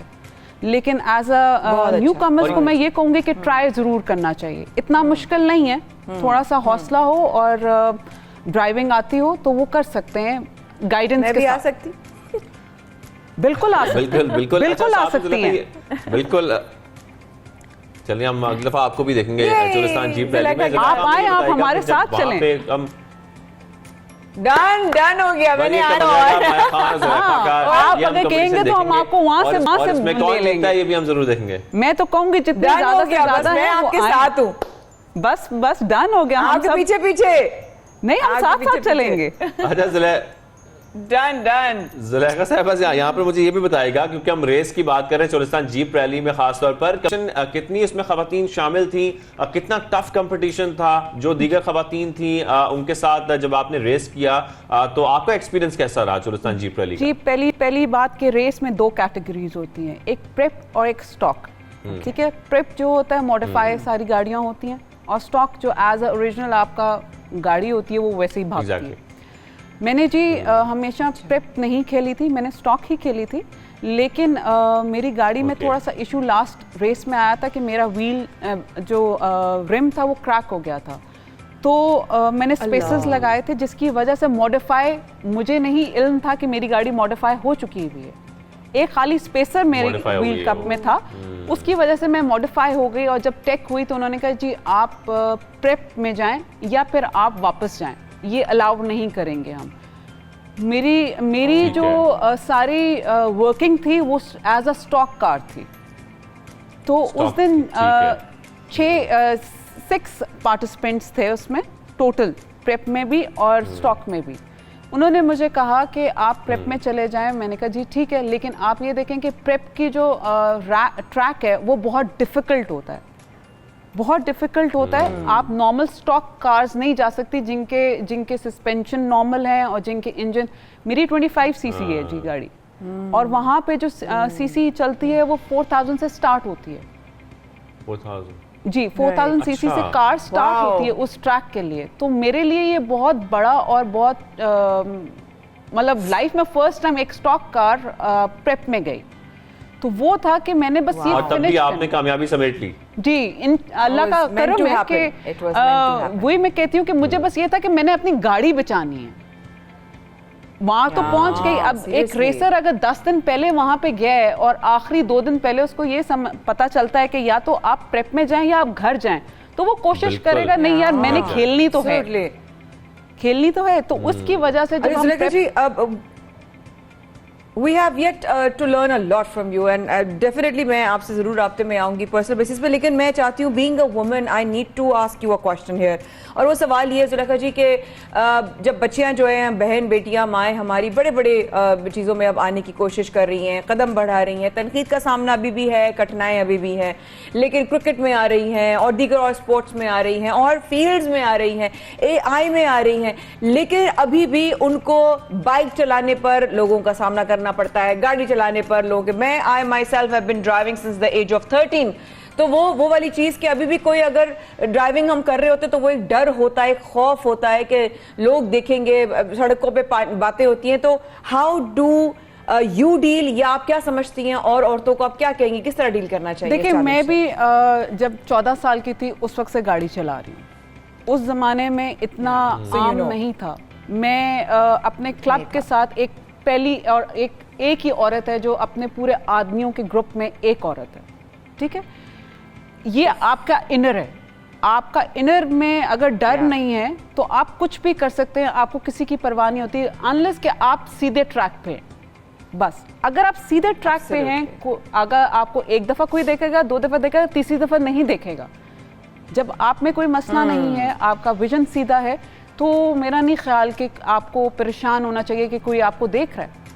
हम भी अब चोलिस्तान और बिल्कुल ऐसे डेजर्ट में जाते हैं, वहाँ पे आदमी है, हमें कभी फील नहीं हुआ कि आदमी देख रहे हैं, वहाँ पे तो कोई औरतें नहीं होती, सब आदमी होते हैं। जो बात है बिल्कुल ऐसा ही है, बिल्कुल I am proud to say that myself कि मैं बिल्कुल ऐसा ही है। मैं ऐसी टीम में हूँ जहाँ पर मेरे अलावा कोई और जो है वो फीमेल नहीं है, बट कभी ऐसा नहीं हुआ कि कभी ऐसे कोई फीलिंग आई हो, कभी कोई नहीं, because probably when you work like a team, जैसा कि आपने बताया, जब मैटर नहीं करता कि whether you are a male और अ फीमेल। तो एक चीज बहुत जरूरी बात आपसे करना चाहूंगी और पूछना चाहूंगी जुलेखा जी कि लोग जो आप कह रही हैं कि आगे बढ़े, शाहजेब ने भी पूछा किस तरह लड़कियां आ रही हैं, आगे बढ़ रही हैं, तो आप बताइए लोग जो आपकी तरफ बढ़ना चाहते हैं या कोई ग्रुप का हिस्सा बनना चाहते हैं, how do they contact you? जी, हमारा मीन मशीन ग्रुप है, लाहौर बेस्ड है, और फेसबुक पे भी है, हर जगह है। आप उसमें ऐड ऑन हो सकते हैं, जब कांटेक्ट करना चाहें, जैसे भी करना चाहें, हम हेल्प आउट करते हैं। हम एज अ टीम, मैं जितने भी मेरे टीम के मेंबर्स हैं, जितने भी उसके मेंबर्स हैं, वो काफ़ी ज़्यादा हैं, लेकिन हमें ऐसा नहीं लगता कि हम इसको जानते नहीं हैं या इसको जानते नहीं हैं। हम जहाँ जाते हैं एज अ टीम सारी टीम साथ जाती है, उसको हेल्प आउट करती है, मॉरल सपोर्ट बनती है। मॉरल सपोर्ट इस चीज़ में बहुत ज़रूरी है जी। मॉरल सपोर्ट नहीं है तो मेरे ख्याल से अकेला बंदा कुछ नहीं कर सकता।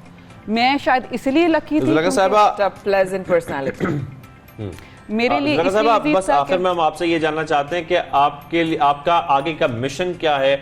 अब जब आप मैदान में उतरी थी, आप जीप रैली में गई थी, तो मिशन आपका यकीनी तौर पर यही हुआ कि मैंने जीप रैली जीत कर ही वापस आना है। मुस्तकबिल में क्या करने का सोचा है आपने? जी अभी तो इंशाल्लाह यही सोचा है कि कंटिन्यू यही करेंगे। अल्लाह ने इसी में हमें डाला है, तो शायद कुछ हैं तो डाल दिया मास्टर प्लान, वरना हम कुछ और कर रहे होते। और पर्सनालिटी पे भी डिपेंड करता है, आपकी पर्सनालिटी इस पर है तो मेरे लिए ये ज़्यादा बेहतर है कि मैं रेस ही करूं और इसमें और ज़्यादा जितना सीख सकती हूं मैं सीखूं। हम अपने सीनियर्स को देखते हैं, हम अपने सीनियर्स को देखते हैं, हम बड़े इम्प्रेस होते हैं, लेकिन कंटिन्यूसली करना सबसे बड़ा। Thank you so much. Thank you Zulekha Niazi ji, आपने बहुत एनर्जी दी है इस वक्त। आई एम श्योर आपको देख के बहुत सारी खवातीन इस वक्त इंस्पायर हुई होंगी। I myself is one of them. So thank you so much, आपने टाइम निकाला। चोलिस्तान रैली में आपने जो है आपने फतेह अपने नसीब में की, और आपने जिस तरीके से आप आगे बढ़ रही हैं, आई एम श्योर मैं और शाहजेब जैसे हम वक्फा लेंगे ना, हम फौरन आपसे रब्ता करने की कोशिश करेंगे। And thank you so much for being with us. यहाँ पे थोड़ा सा वक्फा लेते हैं, please do stay with us. सबसे बड़े पाकिस्तान में शाहजेब अहमद और माया खान कर रहे हैं आपका इंतजार।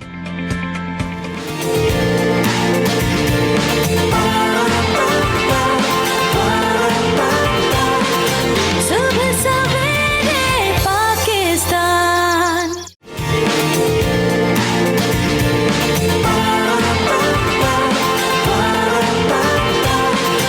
सुबह सवेरे पाकिस्तान। आगे बढ़ते हैं। अगर हम कहें को हवा भी आलूदा है, हर चीज़ में मिलावट है, हर चीज़ में ऑब्वियसली हम डिस्कशन भी करते हैं, कभी कुछ।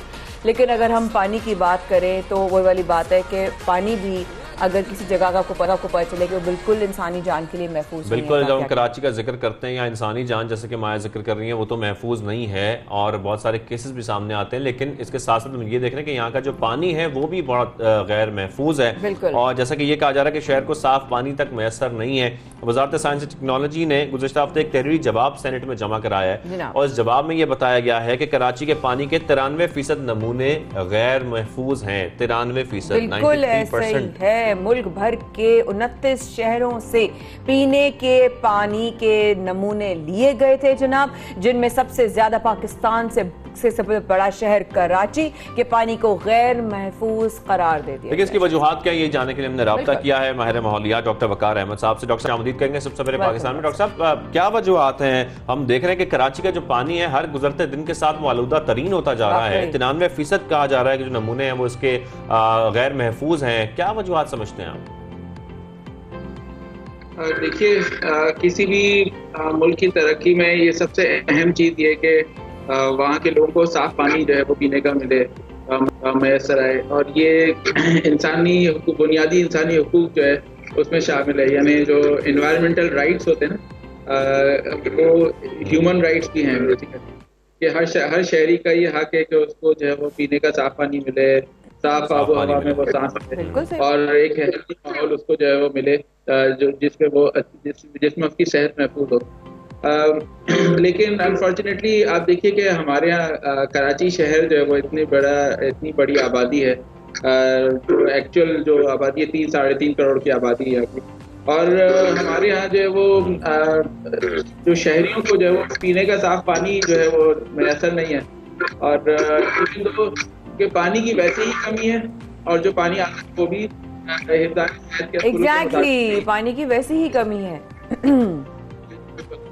तो जो आबादी के तनासब से सही पानी हमें नहीं मिल रहा, और इसके अलावा ये कि जो पानी मिल भी रहा है वो भी सेहतमंद यानी हिफ्ज़ान सेहत के असूलों के मुताबिक नहीं है। इसके बाद में मैं आपको ये बताऊं कि ऐसा नहीं है कि हमारे यहाँ जो है वो पानी की सफाई का निज़ाम ना हो। वाटर ट्रीटमेंट प्लांट मौजूद है KWSB का, जो कि पानी की फिल्टर प्लांट है जो कि पानी को ट्रीट करता है। लेकिन जो इशू आता है हमारे यहाँ वो ये है कि हमारे जो है वो जो डिस्ट्रीब्यूशन का निज़ाम है और जो क्वालिटी कंट्रोल और क्वालिटी चेक का निज़ाम है वो बहुत ही फरसूदा और बहुत ही पुअर है। यानी डिस्ट्रीब्यूशन का निज़ाम बहुत पुअर है और क्वालिटी कंट्रोल का निज़ाम से जैसे एग्जिस्ट ही नहीं करता कि वाटर बोर्ड के हमने नहीं देखा कि कभी वाटर बोर्ड का अमला आके कहीं से सैम्पलिंग करता हो, आगे वो अपने पास जाके चेक करते हो कि ये जो पानी हम भेज रहे हैं वो एंड यूजर तक जो पहुंच रहा है वो उसकी क्या क्वालिटी है, वो सही है या नहीं है। अच्छा, क्वालिटी के हवाले से डॉक्टर साहब एक बड़ी अहम सवाल बात करती हूँ के लिए माजरत, अब एक बड़ा अहम सवाल आपकी बात से आ रहा है कि आपने कहा कि जो तो वाकई में महफूज ही उसका कोई प्रिकॉशनरी मेजर्स है ही नहीं। 29 शहरों का, पाकिस्तान से 29 शहरों का सैंपल लिया गया, कराची का पानी सबसे ज्यादा गैर महफूज करार दिया गया। उसकी सबसे बड़ी वजह क्या है डॉक्टर साहब? देखिए, उसकी सबसे बड़ी वजह ये है कि मैंने आपको जैसे बताया कि हमारे यहाँ क्वालिटी चेक का कोई सिस्टम नहीं है। अच्छा, अब इस बारे में भी मैं आपको ये बताता चलूँ कि जो WHO के जो स्टैंडर्ड्स हैं वो और जो हमारे यहाँ हमारी गवर्नमेंट के अपने भी जो स्टैंडर्ड्स हैं वो एग्जिस्ट करते हैं, उसके कवानीन मौजूद हैं, लॉज हैं, जिसके तहत वाटर की क्वालिटी जो है वो केमिकल पैरामीटर्स और बायोलॉजिकल पैरामीटर्स उसमें डिफाइंड है कि इस मयार का पानी जो है वो होना चाहिए। ठीक है, यानी 100 ml का सैंपल लें पानी का तो उसमें एक भी जो बैक्टीरिया या कोलिफॉर्म नहीं होना चाहिए। ठीक है, तो ये जो है ये मयारात मौजूद है। ठीक है, इसके अलावा केमिकल पैरामीटर्स मौजूद हैं, उसकी पीएच है, टर्बिडिटी है, या दीगर जो उसकी चीज़ें हैं वो तमाम पैरामीटर्स जो है वो डिफाइंड है, डिस्क्राइब्ड है। सिर्फ जरूरत ये है इसका प्रॉपर इसकी मॉनिटरिंग होनी चाहिए, यानी सही जो क्वालिटी सही बिल्कुल बिल्कुल ऐसे ही डॉक्टर अहमद साहब, जिस तरीके से हम देख रहे हैं कि कराची का पानी बहुत आलूदा होता जा रहा है और मुसलसल इसमें हम जो नमूने जैसे कि सामने आए 93%, ये बड़ी ख़तरनाक बात है। एक तो आलूदा माहौल हो, पानी भी ऐसा ख़तरनाक हो जाए तो इंसानी ज़िंदगी को बहुत ख़तरा इससे लाक हो जाता है। डॉक्टर वकार साहब, बहुत शुक्रिया आपने शो में ज्वाइन किया। प्रोग्राम के आखिर में हमने आपको कहा था हम एक ऐसी शख्सियत से मुलाकात कराएंगे जो पाकिस्तान का नाम मुसलसल रोशन कर रहे हैं। कहा था, पक्की बात है, लेकिन एक बड़ी बात है कि भागने और दौड़ने में बड़ा फर्क होता है। इसकी लॉजिक इंशाल्लाह जिंदगी रही तो फिर आपको वही बताऊंगी। लेकिन जिनसे शाहजेब ने कहा कि हमने आपको प्रोग्राम में कहा था कि आपकी कई शख्सियत से मुलाकात करवाएंगे कि जिनसे मिलकर आपको लगेगा भाई वाह, इंसान दौड़े तो यूं दौड़े वरना भाग जाए डर कर, लेकिन ना ये डरे। हाँ, भागने और दौड़ने में बड़ा फर्क है, बताऊंगी बड़ी लॉजिक है इसकी। एथलीट मोहम्मद यूसुफ की, जिन्होंने गुज़िश्ता दिसंबर में पाकिस्तान के लिए तवील तरीन रनिंग का रिकॉर्ड बनाया। उन्होंने दिसंबर की 31 दिन में 31 हाफ में मैराथन दौड़े। बिल्कुल, जो किसी भी मुल्क के एथलीट ने सरअंजाम नहीं दिया, खासतौर पर हाफ मैराथन में रोजाना तकरीबन 21.5 किलोमीटर दौड़ लगाई। ये बिल्कुल भी आसान नहीं है, लेकिन ये तमाम चीज़ें हम उनसे ही जानते हैं, इसको समझने की कोशिश करते हैं। हमें ज्वाइन किया है मोहम्मद यूसुफ ने हमारे स्टूडियोज में। अस्सलाम वालेकुम, कैसे हैं आप? वेलकम, खुशामदीद। आपको सबसे पहले बहुत बहुत शुक्रिया आपका, 92 न्यूज़ का बहुत शुक्रिया कि आपने इनवाइट किया मुझे प्रोग्राम और इस इम्पोर्टेंट टॉपिक पे मुझसे। बिल्कुल, आज हम सबसे पहले तो मोहम्मद यूसुफ साहब आपके सफर के बारे में जानना चाहते हैं। जरा हमें बताया ना डिटेल में, सफर कैसा रहा, यहाँ तक कैसे पहुंचे, क्या हुआ? फ्रॉम आजाद कश्मीर। या मैं मुजफ्फराबाद आज़ाद कश्मीर से हूँ, लेकिन मैं काफ़ी अर्से से कराची में ही हूँ, यहीं रहता हूँ। तो मुझे 2005 में मुझे दिल की प्रॉब्लम हो गई थी। ओके, तो मैंने बहुत सारे डॉक्टरों के पास गया, आगा खान, इधर उधर सब जगह, तो उन्होंने मुझे सजेस्ट किया कि आपका बाईपास होगा। तो कुछ ने बोला कि पेस मेकर लगेगा। तो मैं काफ़ी परेशान था, बिकॉज मेरे सामने, मैं जहाँ जॉब करता हूँ, मेरे सामने 2 लोगों के बाईपास हुए थे। तो एक की डेथ हो गई थी और एक सही हो गया था। अब मेरे ज़हन में वो दोनों चीज़ें थी कि बाईपास की तरफ जाऊं तो क्या करूं। एक की मेरे सामने डेथ हो गई है, दूसरा सही हो गया। तो मुझे फिर एक डॉक्टर ने सजेस्ट किया कि तुम रनिंग शुरू कर लो, तो देखो क्या रिजल्ट आता है। तो मैंने उस डॉक्टर के कहने पे रनिंग स्टार्ट की। तो मैंने 6 मंथ रनिंग की। उसके बाद मैंने जाके दोबारा टेस्ट करवाए तो मेरी प्रॉब्लम 50% सॉल्व हो चुकी थी। 2005 की बात है, ये 2005। तो उसके बाद मैं उस वक्त मेरी एज 1980 थी, अच्छा, बिल्कुल कम एज में। तो मैंने फिर उसको कंटिन्यू किया। मैंने 1 साल और रनिंग की, तो उसके बाद मैंने टेस्ट करवाया, एवरीथिंग इज फाइन। अरे तो वाह, उसके बाद मैंने फिर पीछे मुड़ के नहीं देखा। बहुत अच्छा किया। बहुत अच्छा किया, मुड़ने की जरूरत भी नहीं थी, गिर जाते आप भाग रहे थे मैराथन में, क्या जरूरत थी। अच्छा, तकरीबन 21.5 किलोमीटर दौड़ लगाई, ये हमने सुना है, क्या ये बात सच है? ये बिल्कुल सच है, क्योंकि मैं रनिंग कर रहा था। मैं देख रहा हूँ कि पाकिस्तान, बहुत सारे ममालिक में लोगों ने रनिंग की रिकॉर्ड बनाए हुए हैं। पाकिस्तान की तरफ से कोई ऐसा रिकॉर्ड नहीं था कि उन ममालिक के बराबर में पाकिस्तान खड़ा हो सके। तो मैंने सोचा कुछ ऐसा करें, रनिंग तो कर ही रहा हूँ, कुछ ऐसा करूँ जो पाकिस्तान का नाम भी ऊपर जाए। क्या बात? तो लास्ट ईयर 2 साल पहले दुबई में एक लड़के ने की थी 30 हाफ मैराथन। तो वो मैंने बोला मैं भी कर सकता हूँ, क्यों नहीं कर सकता। आपका दिल तो ठीक हो गया, लोगों के दिल भी जीते जाएं। बिल्कुल। तो मैंने उसके बाद अपना लास्ट ईयर मैंने रनिंग की 19 कंसेक्यूटिव हाफ मैराथन किए। तो मैंने इस साल ये था कि मैं कर लूंगा इंशाल्लाह। तो मैंने माइंड बनाया और मैं डेली सुबह उठ के 5:30 बजे रनिंग स्टार्ट करता था सीवीओ से। तो थ्रू आउट पूरा सीवीओ क्रॉस करके 2 दरिया गोल्फ क्लब तक जाता था, फिर वही रूट वापस। तो ये 21.1 किलोमीटर बड़ा आपका खतरनाक स्पॉट था स्टार्ट और ऑफ करने का, जहाँ पे आप खाने के लिए जाते। लेकिन देन अगेन वो वाली बात, अगर मैं एक और सवाल करूं कि आप जिस तरीके से मैं एक सवाल करना चाहती हूँ बिल्कुल एक आम आदमी के लिए। अच्छा, ये जरा मुझे हमें टर्म समझाइएगा कि 21 दिन में 21 हाफ मैराथन, ये क्या? 31 दिन में 31 दिन में 31 हाफ मैराथन, ये क्या टर्म है, क्या मतलब हाफ मैराथन? ये हाफ मैराथन ये था कि 21.1 किलोमीटर आपने भागना है। अच्छा, ठीक है, डेली। तो ये हाफ में फुल मैराथन होता है 42.2 किलोमीटर। अच्छा, और हाफ होता है 21.1। ठीक है। तो मेरे माइंड में था कि मैं 21.1 डेली भाग लूंगा। तो मैंने उसी को अपने जहन में फोकस किया। तो मैंने 31 रोज तक आप मुसलसल भागते हैं? 31 दिन में डेली सुबह 5:30 बजे उठ के रनिंग स्टार्ट करता था, पूरा सीवीओ क्रॉस करके वापस वहां आता था। 21.1 किलोमीटर 21.1 किलोमीटर डेली। ओफ ओफ ओफ ओफ, हम 2 किलोमीटर हमारे लिए। और यही नहीं, मैंने गुज़श्ता साल लास्ट नवंबर से इस नवंबर तक 100 हाफ मैराथन कंप्लीट किए, जो पाकिस्तान की तरफ किसी ने नहीं की हुई। क्या बात है। और वाकई आप पाकिस्तान का नाम रोशन कर रहे हैं दुनिया भर में। लेकिन मुझे बताएं, एक एथलीट बनना और इस तरीके से मैराथन में भागना, इसमें फिटनेस कितनी इंपॉर्टेंट है, डाइट कितनी इंपॉर्टेंट है, आप ट्रेनिंग क्या करते हैं, आपका रूटीन क्या होता है? डाइट सबसे ज्यादा इंपॉर्टेंट है कि डाइट ही तो है, और उसके बाद टोटल आपकी सारी रनिंग आपकी माइंड गेम है।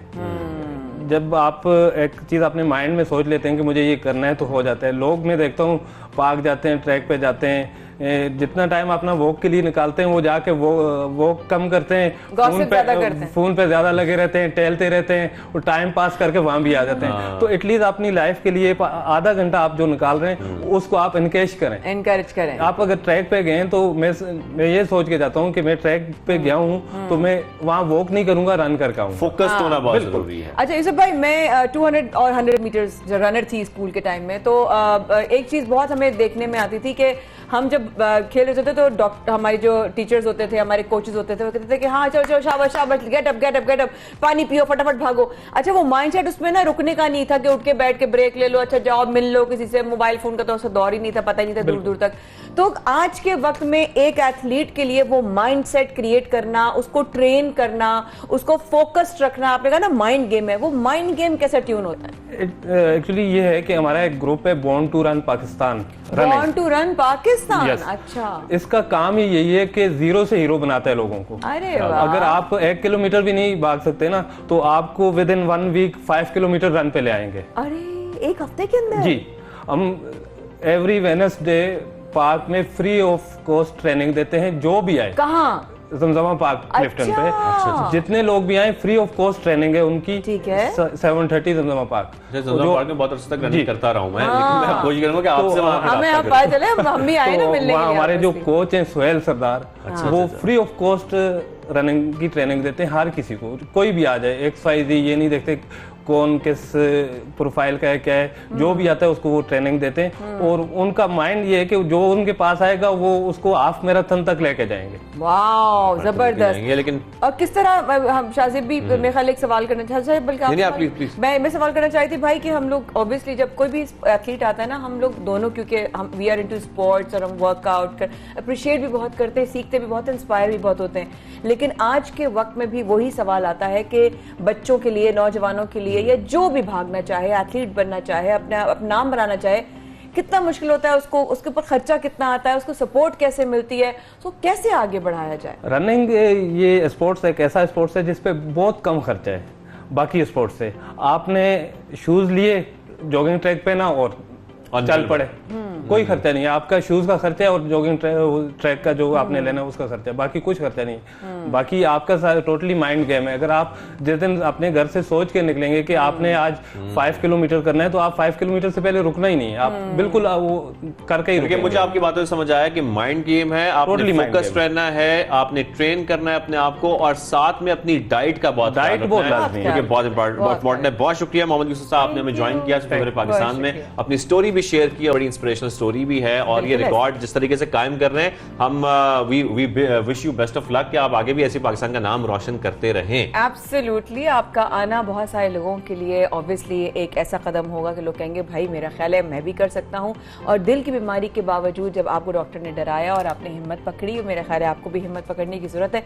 बात करते हैं अगर भागने और दौड़ने की, तो भागते आप किसी चीज से हैं और दौड़ते आप किसी चीज के पीछे हैं। यह आपको करना है फैसला कि आप भागने वालों में से हैं या दौड़ने वालों में से हैं। अपना रखिएगा ख्याल। कल होगी मुलाकात, शाहजेब अहमद और माया खान करेंगे आपका इंतजार बराह रास्त सवेरे पाकिस्तान में। We will be back with great and brightening morning इंशाल्लाह। अल्लाह हाफिज।